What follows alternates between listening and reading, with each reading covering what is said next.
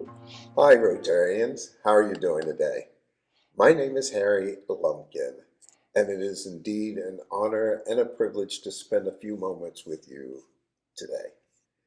Why is the discussion of diversity and inclusion even important?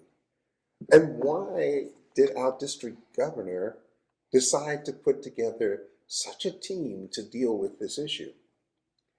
Well, he called me and asked me would I be interested in serving as a senior advisor for diversity, equity, and inclusion. And I was honored to do that. And as we discussed my role and responsibility, we looked at several things. Why am I qualified to even do this? First of all, I've had the privilege of serving our nation for 26 years in the Army, achieving the rank of an Army colonel. I've served in command at all levels of the Army. In the Pentagon, on one of my assignments, I was General Colin Powell's briefer in the Army.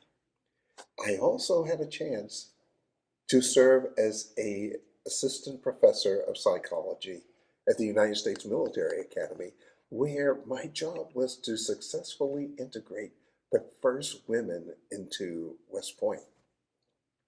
My roles and responsibilities over time have included several things. I am privileged to be a member of the village's Rotary Club. And as a member of our district, I am very excited about the things that we are doing. Well, let's start to drill down a little into this concept of diversity, equity, and inclusion. But because of time constraints, we're just going to take two of those items, diversity and inclusion. And sometimes what I have observed in my life, that there is opportunities to discuss the issues, but we don't have a tendency to agree. And the disagreement has nothing to do about the specific concepts. It has to do with we are talking about different things at the same time.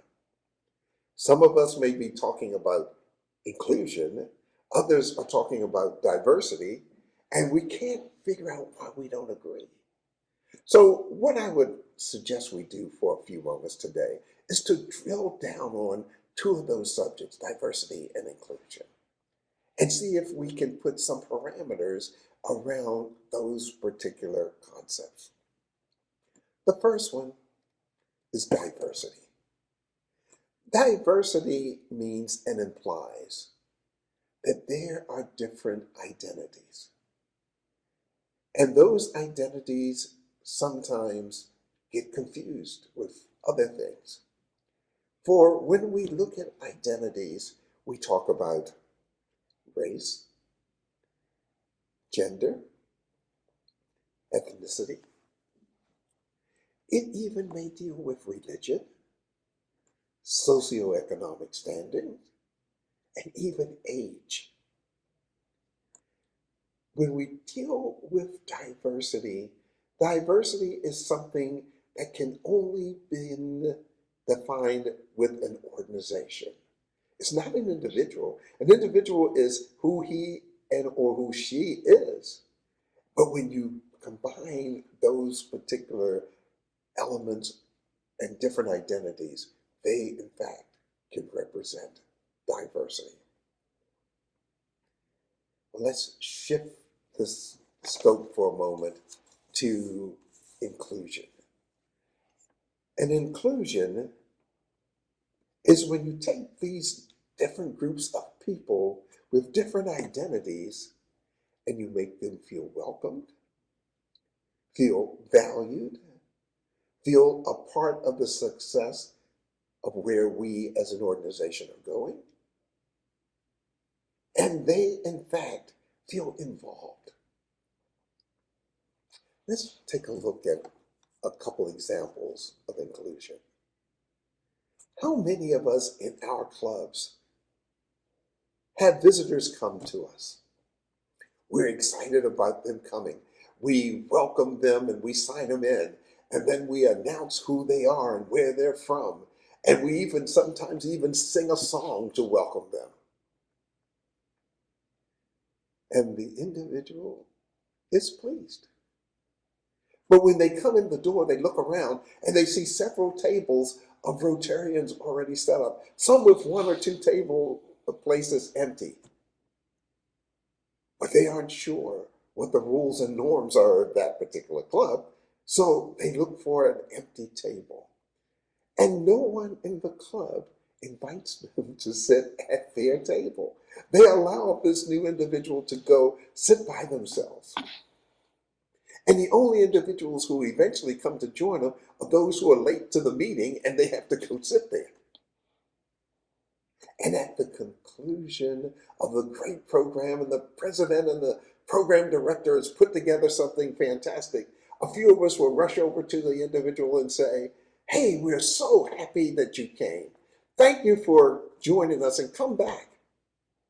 And the individual is thinking to themselves, I looked around at the norms of this Rotary Club, and everyone was having a great time in their various cliques and groups there, and no one even invited me to sit there.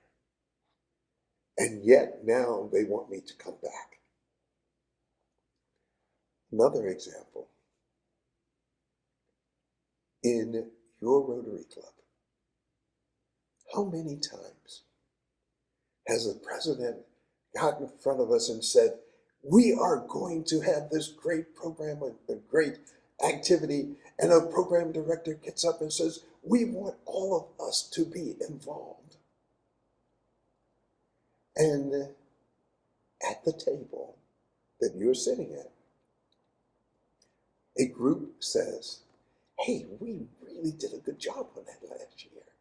And so Mary, Tom, Louise, John, why don't we get together and do that again?" And Harry is sitting there, and no one invites him to participate. And all of a sudden, he feels kind of left out. And when we discuss it, someone will say, "Well, he had a chance. The president said everyone should get involved, but no one invited him or invited her to participate like they did everybody else."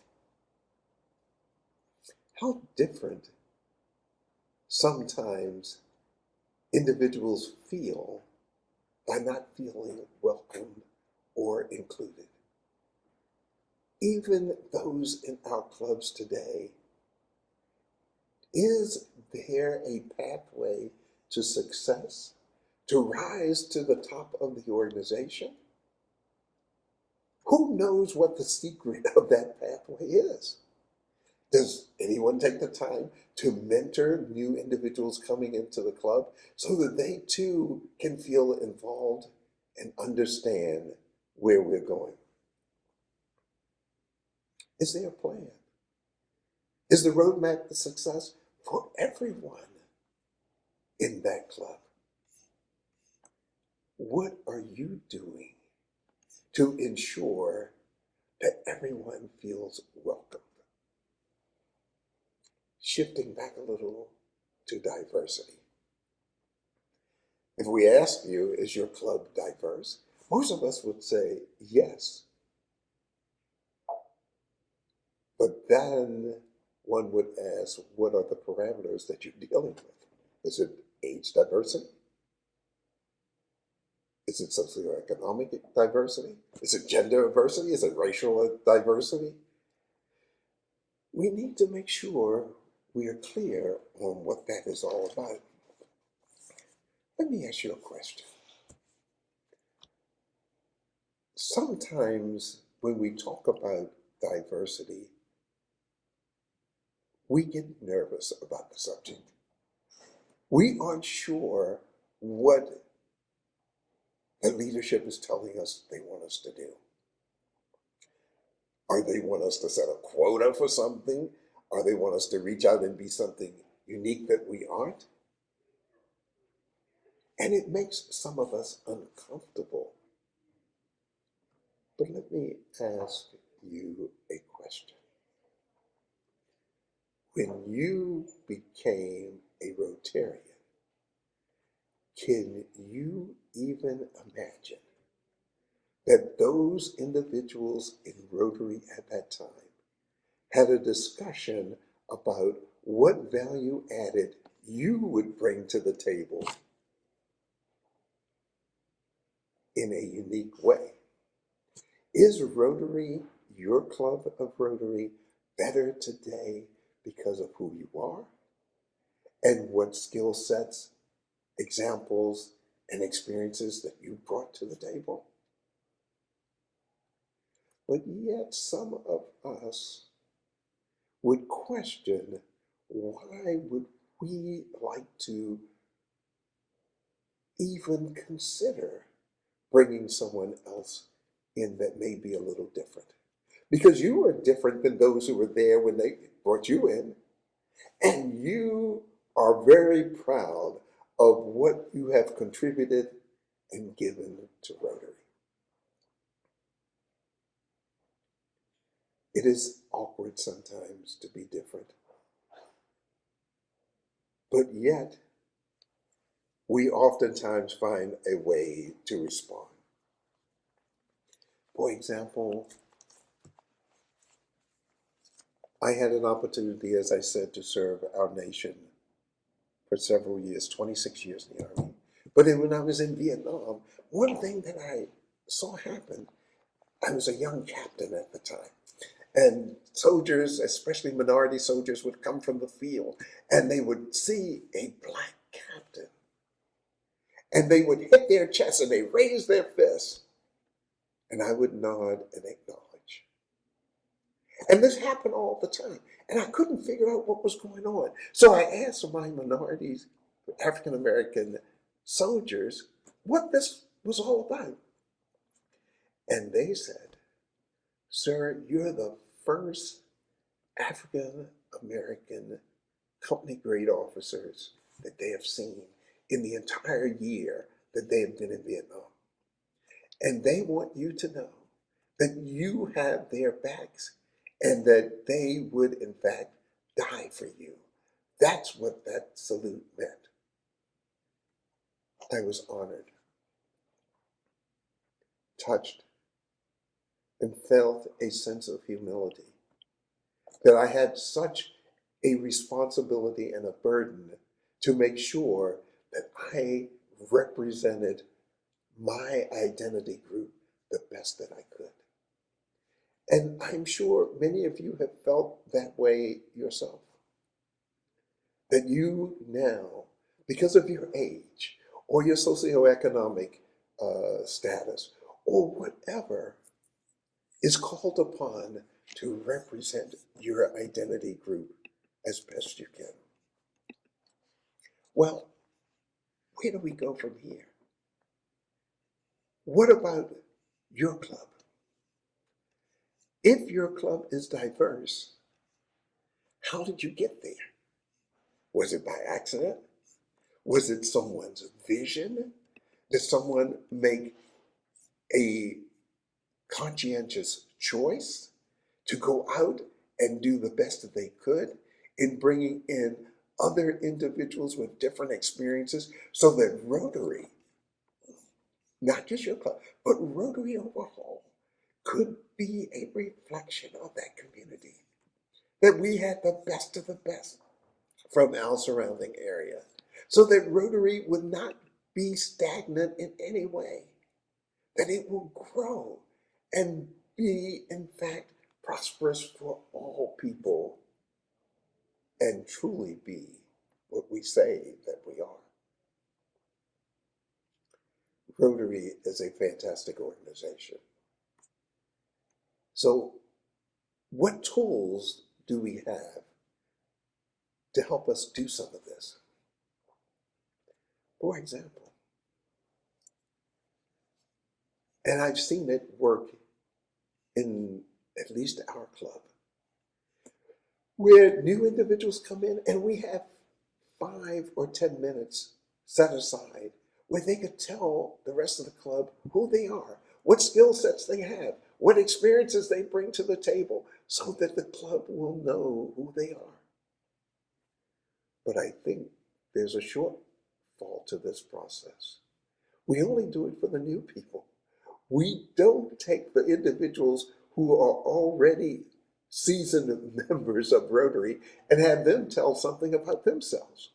So the new individual, when he or she is trying to figure out where they fit in, they have a general idea of who also has the same skill sets, same interests, same abilities that they have as they may try to fit in to a specific role or program.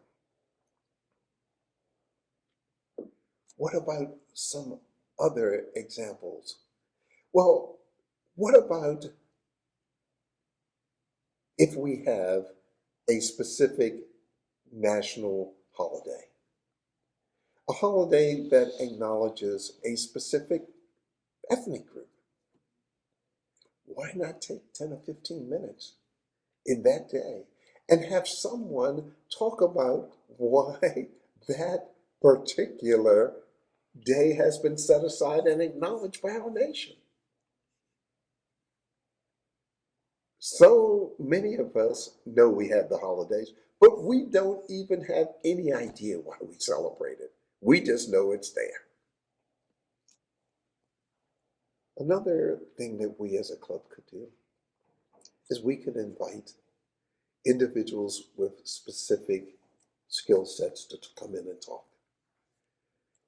And I know the concept of diversity and equity and inclusion is a tough subject. But if we bring experts in to allow them to share with us, I would be amazed at how excited I think we as Rotarians would be to be able to understand and could leave the discussions in better understanding each other and dealing with each other's experiences, norms, and mores. That's what some of the tools Rotary has available to us. And what I also find unique about Rotarians, our House of Rotary is a safe house. It is, in fact, a place where we can truly, openly discuss issues and not feel threatened because our ideas and concepts are different.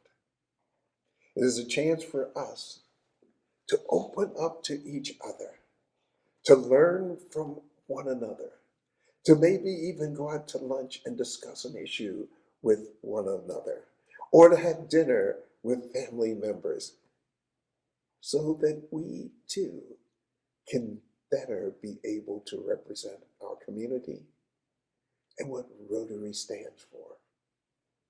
For we say we're the best of the best. But now, if we take this extra tool in our toolbox, we can prove it to our communities, to our clubs, and to our nation. For we are Rotarians.